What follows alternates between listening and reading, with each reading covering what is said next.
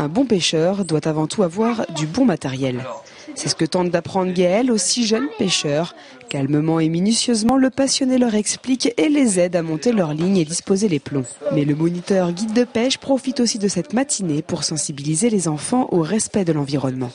Je suis un passionné de pêche, donc en tant que pêcheur, je veux dire, si on respecte plus l'environnement, le grand problème un jour, c'est qu'on pourra peut-être plus forcément aller à la pêche comme on peut le faire maintenant. Donc en fait, on les plonge sur tout un côté environnemental. Mais après la théorie vient le temps de la pratique. Arrivé au bord du lac des Russelières, Gaël apprend aux enfants à accrocher l'appât. Et même si certains restent quelque peu réticents à l'idée de devoir toucher cette petite bête, Gaël sait déjà qu'il faut laisser un temps d'adaptation.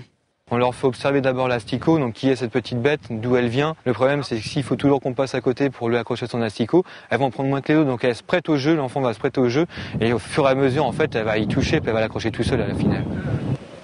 Ensuite, Gaël n'aura plus qu'à appâter le poisson et accompagner les enfants dans leur premier pas de pêcheur qui les conduira vers la patience. Et même si les enfants sont souvent impatients, Gaël sait comment utiliser ce besoin d'action. C'est vrai qu'il y a un côté minutie, un côté patience.